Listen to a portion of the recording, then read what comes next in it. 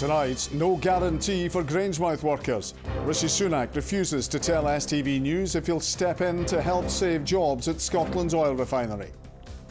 I know this is a concerning time for the workers at Grangemouth, and we're in dialogue with the Scottish Government about the support that they are providing to them. More broadly, we have a strong track record of being the only party standing up for jobs in the North Sea energy industry.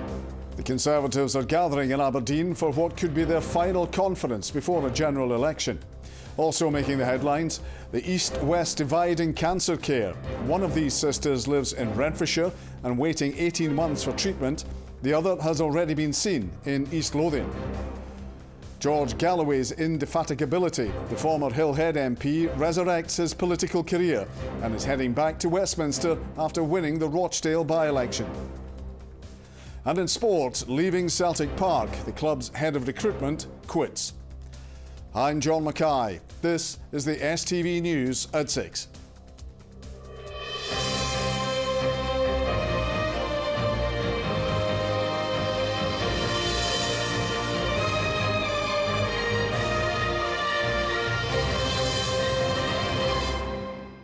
Good evening.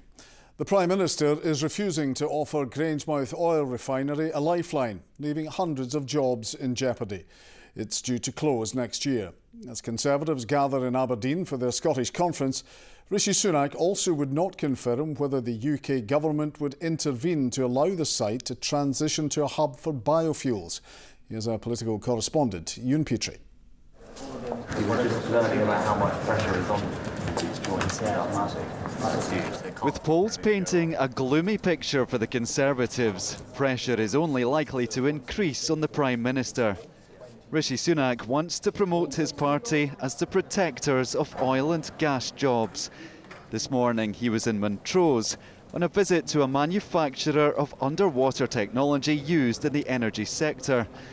But when it comes to Scotland's only oil refinery, he offered little sign the UK government would step in to save the Grangemouth facility from closure next year.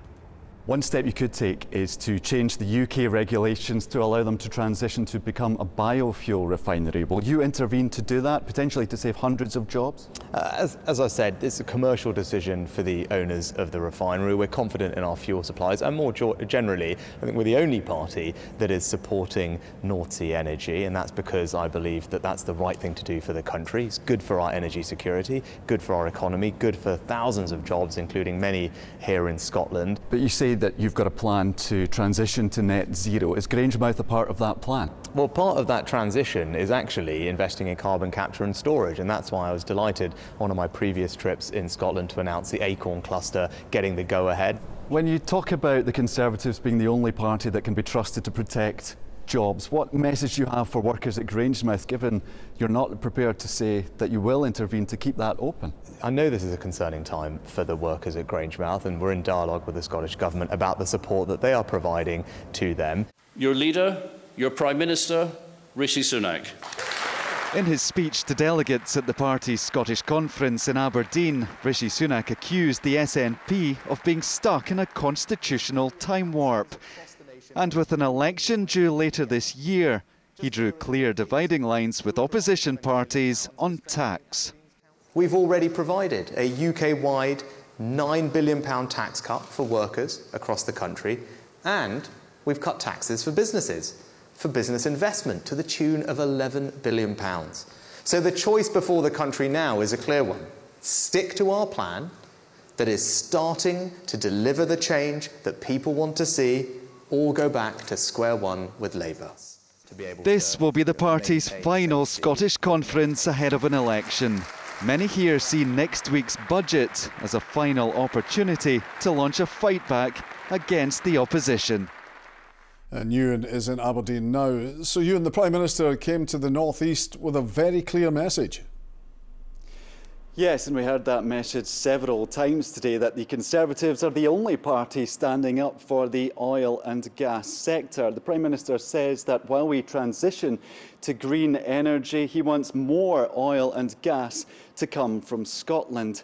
So what we're seeing here is the Prime Minister drawing a clear contrast between his party and Labour and the SNP, who he claims would destroy the oil and gas sector in Scotland by refusing to support new exploration licences in the North Sea. Labour and the SNP say that's just not true. They do have a plan for a just transition. But his words today will be of little comfort to the hundreds of workers at the Grangemouth refinery still fearing for their future. And Ewan, what can we expect from the budget expected next week? Well, there's growing pressure on the Chancellor to deliver a tax-cutting budget next week. Many here see that as potentially a last throw of the dice to win back support for the party in an election year. A poll today showed that the Scottish Conservatives have dropped to their lowest level in the polls since Liz Truss was Prime Minister. And today we had a hint from Rishi Sunak that he favoured cutting national insurance rather than income tax, because that would have an impact in Scotland where income tax is devolved. But economists are warning him not to reduce tax unless he is completely upfront about where any spending cuts would fall as well. So some difficult decisions ahead for the Chancellor. Ewan at the Scottish Conservative Conference in Aberdeen. Thank you. A woman from Renfrewshire has blasted what she calls Scotland's postcode lottery of care after being told she has to wait 18 months for preventative cancer treatment. Jill Gooding and her sister both have the CHEK2 gene mutation, making them at higher risk of developing breast cancer. Her sister Jo, who lives in East Lothian, has already received the potentially life-saving treatment. Vanessa Kennedy reports. Jill and Jo have gone through a lot of heartache. They've lost 6 members of their family to cancer, including their parents. They found out they both have the CHEK2 cancer gene, making them at risk of developing breast cancer. But while Jo was able to get preventative surgery, Jill has been told she faces a minimum of 18 months to wait for similar treatments. We have the same gene, we have the same risk. We have the same family, we've experienced the same losses, and it's devastating when I have seen the care and support and healthcare input that I've received has been so incredible and given me the life that I need to see my kids grow up. Jo lives in North Berwick in the NHS Lothian Health Board area. She had a double mastectomy and breast reconstruction at Edinburgh's Western General Hospital. Jill lives in Paisley, just 2 hours drive west, but hasn't been able to get the same access to treatments. It's frustrating to know that we have this information and I'm not able to be proactive and do something about it. The stark contrast between the East and the West is incredibly frustrating and incredibly upsetting. Experts say genetic testing can leave people with important decisions to make. Not all of them, they would like to know whether they have a risk or not. There are patients that they are declining having genetic testing. There are others that they are very keen to have genetic testing only because they had a lot of family members been affected. It is a roller coaster, isn't it? I mean, knowing that there is a higher risk compared to the average population of developing breast cancer or any other type of cancer, I guess, doesn't let you sleep, well at night. You always have the anxiety. What if this is going to happen to me? A lot of people at that point, they maybe come in and they maybe tell us that they feel a bit like a ticking time bomb. They maybe use words such as that. And there can often be a sense of urgency, wanting this surgery to be done as fast as possible. NHS Greater Glasgow and Clyde have apologised and say services are under considerable pressure, meaning some patients may have to wait longer than they might expect. But for these sisters, the difference in their experiences is becoming increasingly frustrating. Vanessa Kennedy, STV News.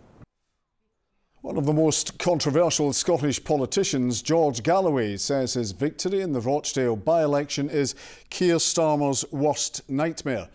The former Glasgow MP won a comfortable majority after a campaign where Labour disowned its own candidate over allegations of anti-Semitism. Here's our senior reporter, Gordon Cree. The moment of triumph, and George Galloway was clear about what he believes his win was all about. Keir Starmer, this is for Gaza. From the Count Centre to a car showroom, the new MP for Rochdale insisted his victory sends a message to the Labour leader. It will affect, if you like, the weather inside the British Parliament on this subject. And if Keir Starmer doesn't heed it, then he's going to pay a very high political price for it. Galloway only won because Labour didn't stand a candidate. I regret that we had to withdraw our candidate and apologise to voters in Rochdale. But I took that decision. It was the right decision. But last night, the Rochdale by-election returned a candidate who dismisses the horror of what happened on October the 7th, who glorifies Hezbollah and is endorsed by Nick Griffin, the racist former leader of the BNP. The Dundee-born politician's career has included paying tribute to Saddam Hussein. Sir, I salute your courage, your strength, your indefatigability. Now, would you like me to be the cat? To pretending to be a cat on Big Brother. Before we turn to the Middle East per se, what about its impact? And more recently, he's plied his trade on YouTube after being sacked by talk radio, accused of anti-Semitism. Rochdale is not the first time he's tied an election victory to the Middle East. This was Bethnal Green in 2005. Mr. Blair, this is for Iraq. This campaigner supports calls for a ceasefire, but says Galloway is problematic. He has often taken Muslim communities in multiple different elections he has run in. He has leveraged their concerns to pursue his own political ambitions. I have never been okay with that. In Galloway's old Glasgow Hill Head constituency today, plenty of opinions. Fantastic. Yeah, what do you like about him? Because I think he'll say the things that people need to say. He always manages to jump on the bandwagon, whatever that might be. He used to be here in Hill Head. And he was great as a constituent, he's a firebrand, he's there for the people. He's just a chancer, you know. Suckers born every minute and they all live in Rochdale, you know. George Galloway was the MP here for the best part of 2 decades. With a general election looming, his latest stint in Parliament is likely to be short, but you wouldn't bet against it being loud. Gordon Cree, STV News, Glasgow. To other stories, and an 11-year-old boy has died after being involved in a collision with a bin lorry in Edinburgh. The youngster was on his bike when the accident happened in the Cramond area of the city this morning. The child was pronounced dead at the scene. The driver of the bin lorry was uninjured. Police are looking for witnesses and footage of the incident. The First Minister and the Justice Secretary will meet the mother of Emma Caldwell next week as they consider whether to hold a public inquiry into the investigation of her killer, Ian Packer. Emma's mum, Margaret Caldwell, is calling for an independent review into why it took the police so long to apprehend the murderer and serial rapist, who has been jailed for 36 years. Healthcare staff are to work shorter weeks from April. NHS staff, including nurses, midwives, paramedics and porters, will see a 30-minute reduction in their hours from next month. The Health Secretary Neil Gray says it will help modernise the service in Scotland. The former Scotland rugby captain Stuart Hogg has been arrested and charged following an incident in his hometown at the weekend. Officers were called to an address in Hawick in the Borders on Sunday afternoon. Police say the 31-year-old will appear in court at a later date and a report will be submitted to the Procurator Fiscal. The First Minister and his wife are having another child. Hamza Yusuf says he and Nadia El Nakla are expecting a baby in July and are delighted to be adding to their family. It will be the first time a Scottish First Minister has had a child while in office. Clackmannanshire is the latest local authority, like most across Scotland, to freeze council tax, but it will mean cuts to services and job losses in the wee county. Only 2 councils are defying the Scottish Government's plans to freeze bills. People in Argyll and Bute will see a 10% rise, while councillors in Inverclyde voted to set an 8% increase for households there. Brandon Cook reports. Andrew has been working at the Broomhill Community Garden Hub in Greenock for 6 months now. His landscaping job is funded by the council as part of a scheme aiming to get local parents back into the workforce. I'd found myself unemployed for the longest period of my life, so I was starting to have doubts and question myself. And then I was just found myself very lucky to find myself in this position. It made such a difference to me. Just giving me a routine again, and I've learned loads of new skills that I wouldn't have known before, so it's been a great experience for me, this. Andrew's team is led by Alan. Any profits made here are reinvested locally, while the centre offers a space for community groups to use. It's quite a busy hub, so if that money is not there, then I don't know how you're going to generate other income to come in or people to visit the complex. At their budget last night, Inverclyde Council agreed the best way to secure funding for places like this is to raise council tax for the coming year by 8%. The move goes against the wishes of the Scottish Government. We are all struggling, everybody's struggling, and that is just unbelievable, the amount that they put up. Well, I suppose for us, but quite honest, I don't mind paying it. A bit horrendous, but with me being a pensioner, we get help with council tax, so it's not going to be too hard, obviously, but I don't relish it. Inverclyde is one of only 2 local authorities to defy the Scottish Government's council tax freeze. The other is their near neighbour, Argyll and Bute, just across the water there. Both say they had no option but to raise tax, otherwise they say they faced cutting vital services. 28% of people will see no increase because they either have exemptions or they have discounts. 48% of people will see about £1.55. Across the whole of our council tax bandings, the increase is just under £2 at £1.98. What I would say is that what you've done is you've protected some households from losing a job. You've helped them pay their bills. Tonight, the Scottish Government have said their freeze would have fully covered Inverclyde's 8% tax hike. The Deputy First Minister says she sees no rational reason for it. The local authority have written to Shona Robinson, offering what they call a compromise, requesting the £3 million set aside for the council tax freeze is still passed on. Branton Cook, STV News. And Raman's here now. Seeing George Galloway there earlier reminds me that Celebrity Big Brother's back on STV. I'm a fan. What are the chances of that? Will the indefatigable Raman be on it? Wouldn't be enough cameras in there for my liking, John. And certainly not for you either, I can tell you that for free. Anyway, enough of the nonsense. Yes. So, football this weekend, and still tight at the top. Very tight at the top, folks. 2 points separate Rangers and Celtic. Big games this weekend, and we start with news at Celtic. Good evening. The head of recruitment at Celtic, Mark Lawwell, has resigned. The transfers chief, who's the son of Parkhead chairman Peter Lawwell, joined the club in 2022. Celtic signings in the last transfer windows have been criticised, with many supporters unhappy with the club's business. Chief scout Joe Dudgeon has also quit. Brendan Rodgers is relishing the title run-in, but has revealed Callum McGregor could miss Sunday's clash at Tynecastle due to injury. The Celtic captain has an issue with his Achilles and calf. Meanwhile, Hearts boss Stephen Naismith has lost Frankie Kent to injury, but says the hosts go into the match confident, having lost just once in their last 14 games. Jamie Borthwick reports. They hit top gear on Wednesday night as the title race nears the final straight.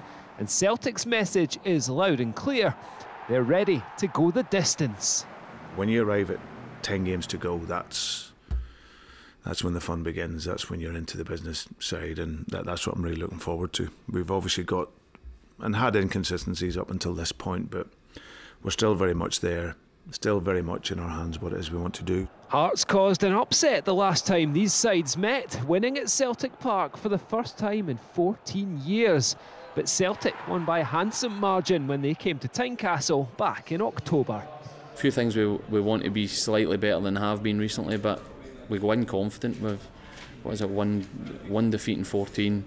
We're in a nice position in the league, and that's come from our hard work throughout the season, so I expect the same come Sunday. After losing their 12-game unbeaten run in defeat at Ibrox, Hearts had to settle for a draw in Wednesday's Edinburgh derby. The capital side still sit a commanding 12 points clear in third place.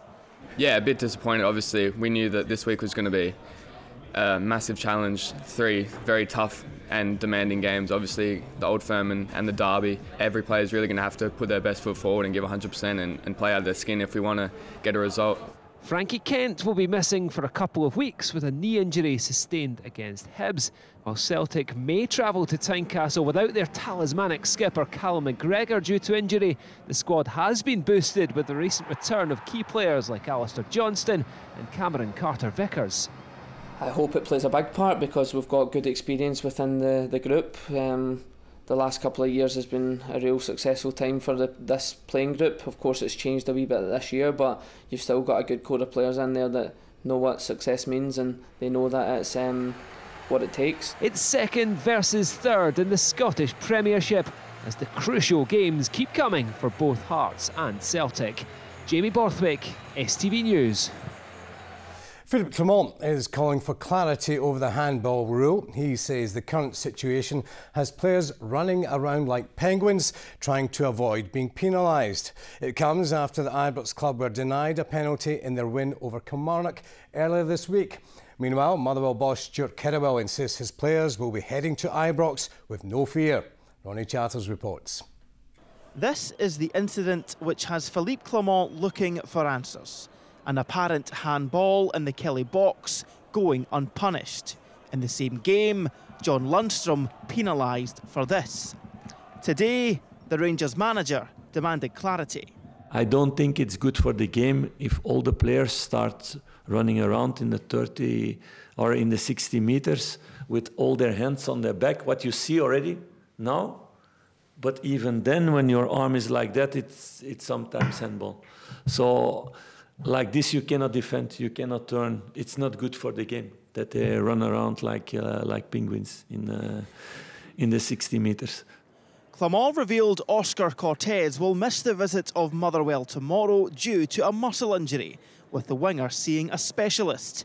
Meanwhile, with 4 goals in as many games, Cyril Dessers admits he's relishing the title run-in. We want to keep this going, that's clear, but we still have, I think, or hopefully 15 or more games this season, if everything goes well.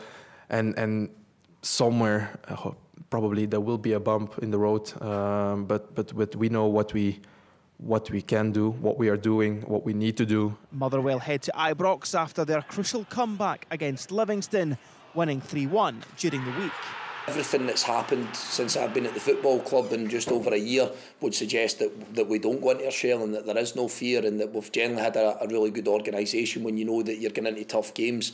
That's not to say that Rangers don't have a lot of the ball. That's not to say that they don't get a lot of crosses into our box and that they don't have opportunities, because we've had to ride out those moments as well.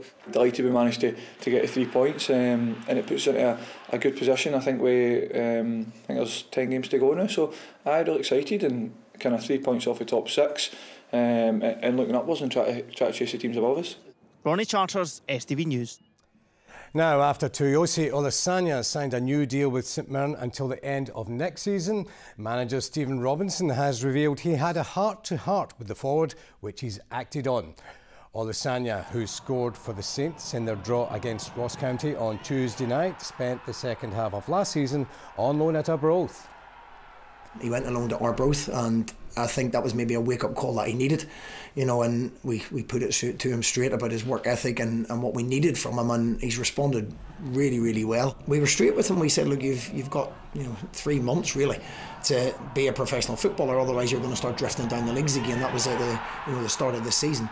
Super kid, a lovely boy around the place as well, and I wouldn't fancy playing against him. He's got electric pace, and it's can we get him to do that for, as I say, over a longer period of time now. But he's certainly a big asset to us, and one we're delighted to sign. Well, let's take a look at all of the weekend's Premiership games. St Mirren take on Aberdeen in Paisley. Elsewhere, Hibs are at home to Ross County, while Kilmarnock travel to Dundee. Livingston are away to St Johnstone, and Hearts against Celtic on Sunday is a 12 o'clock kick-off. Athletics, and as the World Indoor Championships got underway in Glasgow today, Gemma Ricci is confident she can make it a special weekend in front of her home crowd. Ricky reached the semi-finals in the 800 metres by winning her heat and laid down a marker with the fastest time today. She's back on the track tomorrow afternoon.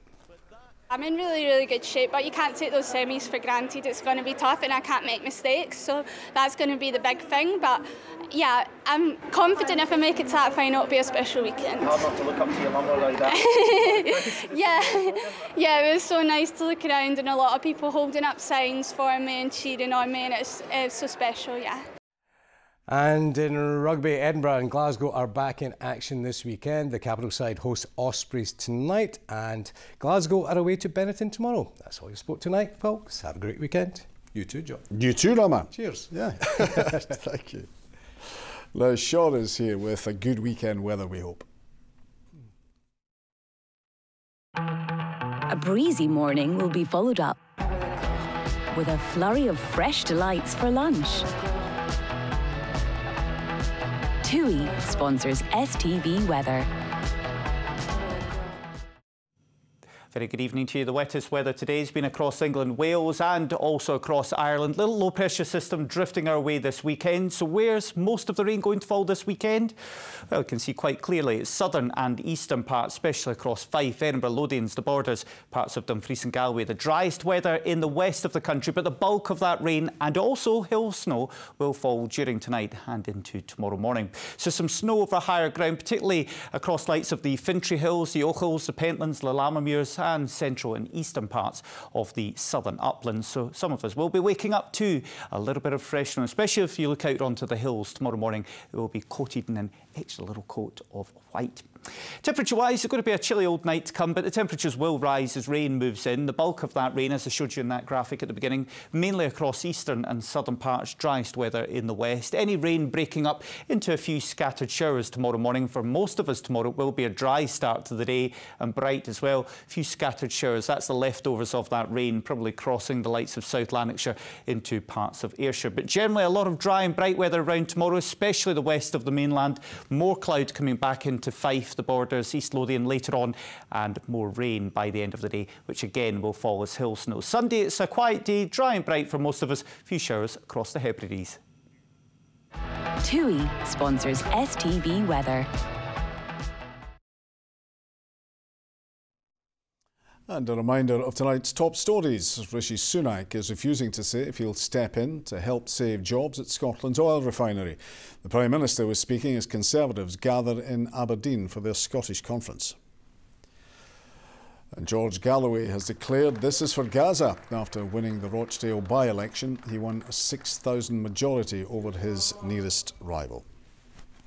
And that's all from us tonight. We'll have bulletins throughout the weekend. If you've been missing Kellyanne, don't you worry, she's back on Monday. From all of us, thanks for watching. Have a good night.